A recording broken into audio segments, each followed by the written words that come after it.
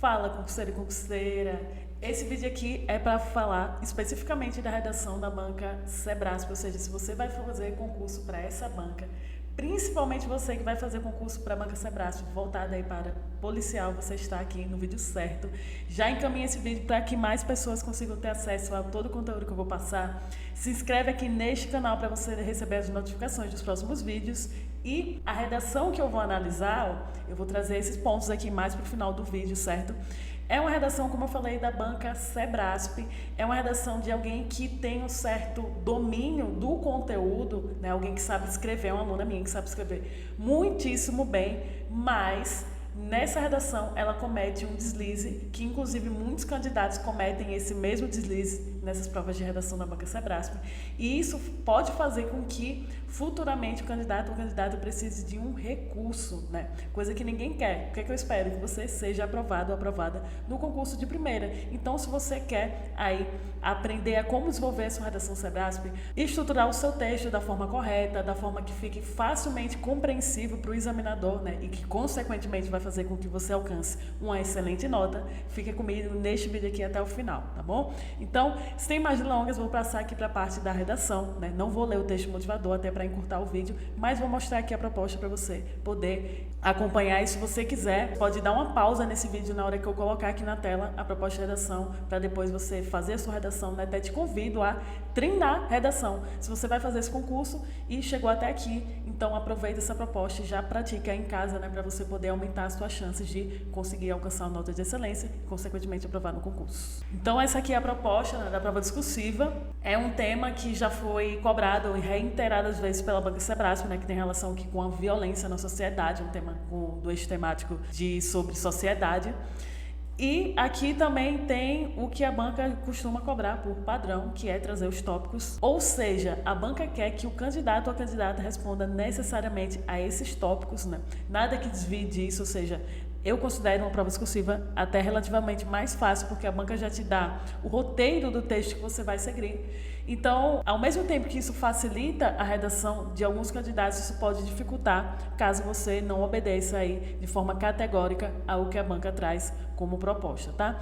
Então, o primeiro aspecto, né, sempre siga esse roteiro. Se a banca colocou aqui principais problemas de violência nas grandes cidades, recomenda-se que você comece o texto falando sobre isso. Depois, custos econômicos da violência. E, por último, ações na área da segurança pública para solucionar o problema. E para você poder responder isso de uma forma que você consiga aumentar a sua nota de conteúdo, você precisa apresentar aí um bom repertório, trazer exemplos, trazer dados, trazer citações, né? Sebrasp não é uma banca que gosta muito de figuras de autoridade, mas você pode usar também, caso considere necessário, para poder argumentar, porque não basta somente responder, você precisa comprovar essa resposta. Aqui eu vou mostrar essa redação para você poder acompanhar aqui. É uma espécie de modelo, só não chega a ser um modelo de redação Sebrasp, porque essa candidata ela realmente cometeu aqui um deslize que eu considero bem grave. Mas, assim, boa parte do texto você consegue ver que é alguém que tem domínio do conteúdo, ou seja, ela consegue entregar algo que a banca vê com bons olhos. Então, começa aqui, ó. A violência no Brasil é um tema bastante problemático para a sociedade, eu vou colocar sempre aqui os pontos, os pingos nos is, né? Como aqui na linha 1. Visto que o país é considerado um dos mais violentos e perigosos do mundo devido às altíssimas taxas de criminalidade. O que é que ela faz aqui, ó, nas primeiras linhas? Contextualiza a temática, né? Ou seja, apresenta a proposta. As primeiras linhas do seu texto precisa indicar aqui para o examinador, para o corretor, qual que é o assunto que você vai abordar aqui na redação, né? Por mais que ele já saiba, mas essa é uma estrutura que você pode sim seguir para poder desenvolver a sua redação, né? Depois traz aqui, ó, segundo estatísticas oficiais, e aqui vem o quê? Vem com repertório, né? Vem com dados, com informações. Ou seja, ela afirma aqui que a questão da violência é uma questão problemática, contextualiza, e depois traz um dado para poder comprovar isso, né? Segundo estatísticas oficiais, essa violência, ó, você vê que também vai inserindo, né, palavras, ó, país é considerado os mais violentos, usa palavras-chave, né, que aparecem lá na proposta, tem aumentado significativamente nas últimas décadas, principalmente nos grandes centros urbanos. Este fato, aqui colocou, segundo estatísticas oficiais, é interessante você citar, né, já abro aqui um parênteses, sempre que possível, qual que é a fonte. Porque aí você torna aquela informação muito mais palpável, né? Se você citar a fonte, a informação que você traz para o texto, ela consegue ter muito mais valor argumentativo. Importante sempre citar a fonte. Depois, esse fato pode ter sido desencadeado por diversos problemas. Dentre eles, pode se destacar os seguintes. Vai citar aqui: a desigualdade social, a impunidade e a falta de investimento em segurança pública. Ou seja, tudo que você citar na sua redação, o corretor examinador vai esperar que você desenvolva, principalmente aqui nessa primeira passagem do texto. Depois, primeiramente, deixa eu voltar aqui para a proposta para você poder acompanhar melhor. Principais problemas das violências nas grandes cidades. Apenas citou aqui na linha 7, né? Mas somente citar não é o suficiente para você poder pontuar nesse tópico. Você precisa desenvolver sobre isso, né? Então, citou esses 3, então espera-se que o candidato ou candidata vai desenvolver sobre eles. Primeiramente, a era moderna da globalização intensifica cada vez mais a desigualdade social. Então, aqui, aborda o primeiro, né? Isso traz consequências negativas, já que os pobres se sentem cada vez mais distantes dos ricos. Dessa forma, com o objetivo de se igualar ou, ao menos, diminuir essa lacuna, eles usam a violência para assaltar ou matar aqueles que têm mais. Só tomar cuidado aqui também, né? Quando você faz esse tipo de afirmação, para que o seu texto ele fuja aí do senso comum ou de uma possível generalização, é interessante que você traga, como ela fez aqui, um exemplo para poder comprovar. Porque se você faz uma afirmação dessa forma e não traz nada para poder comprovar, isso não vai ter valor argumentativo, isso vai ser considerado pela banca do senso comum, né? Ou seja, você não vai pontuar em conteúdo se você não traz um argumento que seja convincente. Então, um caso emblemático que trouxe essa questão à tona aconteceu numa festa universitária em São Paulo, na qual um jovem assassinou um estudante, Matheus Ferreira, por causa de um colar de ouro que o rapaz tentou, sem sucesso, furtar, além de diversos casos que acontecem diariamente nas grandes cidades do país. A impunidade. Aqui ainda está abordando o quê? O tópico 1, É isso também que o candidato, ou você que está assistindo esse vídeo, precisa tomar bastante cuidado. Por quê? Aqui a gente já chegou na metade da redação, nas 15 linhas. A banca, ela possivelmente vai disponibilizar no seu concurso 30 linhas no máximo. Então, você precisa ser um pouco mais enxuto, conciso e direto na sua resposta.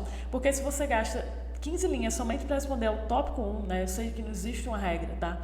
Mas aqui, já chegou na linha de número 15 e nota-se que a candidata ainda nem terminou de abordar o aspecto 1. Então, você precisa ser mais estratégico na distribuição da sua resposta. Recomenda-se que você use um parágrafo para cada um dos aspectos. Um parágrafo para responder o aspecto 1, um parágrafo para responder o aspecto 2 e um parágrafo para responder o último, né, no caso, para responder o aspecto 3. Então, toma cuidado aí, é um erro muito comum o candidato ele acabar, né, gastando muito espaço da redação para responder a um único tópico, quando precisa de espaço, né, para poder ir de forma mais profunda nos 2 outros tópicos e, consequentemente, pontuar mais na redação. Então, aqui coloca, em segundo lugar, a impunidade, ainda está aqui no tópico 1. Pelos crimes, né, o que era interessante é que o candidato, aqui nesse espaço, nesse fragmento, da linha 8 até a linha 15, respondesse na sua totalidade o aspecto 1. O candidato também que vai fazer banca Sebrae pode optar ou não, né, não é obrigatório, a banca não exige que você siga uma estrutura tradicional de introdução, desenvolvimento e conclusão, mas você pode optar em trazer uma introdução breve, que eu recomendo que você faça isso de no máximo até 5 linhas, para que sobre mais espaço na sua redação para você responder ao comando dos tópicos. Então, tomar cuidado com isso, né? A sua resposta, interessante é que você traga toda a resposta de um aspecto dentro de um único parágrafo e não em parágrafos diferentes. Por quê? Se você traz a resposta de um único aspecto, como esse aqui, dentro de mais de um parágrafo, o examinador ele vai ficar ali procurando a resposta. Isso não é um cenário legal em se tratando de correção de redação. Porque é mais interessante que o examinador ele encontre separadamente as respostas dentro de um único parágrafo. Isso vai facilitar para que você consiga pontuar mais, isso vai facilitar a leitura. Quanto mais fácil for para o examinador entender as respostas, compreender, e quanto melhor organizado tiver as respostas dentro da sua redação, maiores serão as chances de você conseguir elevar a sua nota, certo? Então, aqui ele traz, ela traz, no caso, né? Em segundo lugar, a impunidade pelos crimes é um problema real no Brasil, pois a justiça muitas vezes não consegue reunir os elementos probatórios necessários para condenar os assassinos e ladrões, né? vai falar aqui da questão da impunidade, o item 2 ainda do aspecto 1. Esse fato se deve muito pelo terceiro problema, enfrentado pela população, que é a falta de investimento. Então, tomar cuidado aqui na linha 19, né? Pelo outro problema, porque por mais que ele tenha citado aqui nessa ordem terceiro, né, pode ser que fique um pouco confuso e ambíguo. Então, pode colocar, né? Esse fato se deve muito por outro problema enfrentado pela população, que é a falta de investimento na segurança pública por parte do governo. Não há como combater a violência e prender criminosos sem ajuda econômica de líderes políticos. Então, bora voltar aqui para a proposta. Custos econômicos da violência. Então, aqui, meio que misturado na resposta do aspecto 1, vai entrar aqui na questão do investimento, né? Que tem relação com o aspecto 2, segurança pública, etc. O aumento no investimento seria utilizado para aumentar o policiamento em regiões mais perigosas, como ação preventiva e como ação repressiva, a obtenção de equipamentos modernos para desenvolver técnicas para análise correta e vestígios encontrados na cena do crime. Ótimo, que aqui vai entrar na questão do investimento. Daí você percebe que o candidato vai trazendo exemplos concretos, tá? Exemplificação é uma das melhores formas de argumentar para essa banca. Desse modo, a materialidade do delito e a indicação da autoria daria o subsídio legal, ideal e necessário para fim da impunidade, visto que a justiça teria elementos suficientes para prender os criminosos. Então, aqui em termos de pontuação de conteúdo, a resposta do aspecto 1 está aqui, né? De forma bastante extensa, mas nota-se que a gente encontra e que está bem justificada. A resposta do aspecto 2 também vai entrar aqui a partir da linha 19, que é para falar dos custos econômicos da violência no Brasil, né? Trouxe exemplos concretos, então aqui também pontuaria bem com relação a conteúdo. Mas aí o que acontece? Essa resposta vai até a linha 27. Na linha 27, o candidato só respondeu ao aspecto 1 e ao aspecto 2. Cadê a resposta do aspecto 3? Ações na área da segurança pública para solucionar o problema. Então, aqui nota-se também que, por meio da resposta do aspecto 2, também entra aqui algumas questões de ações, né?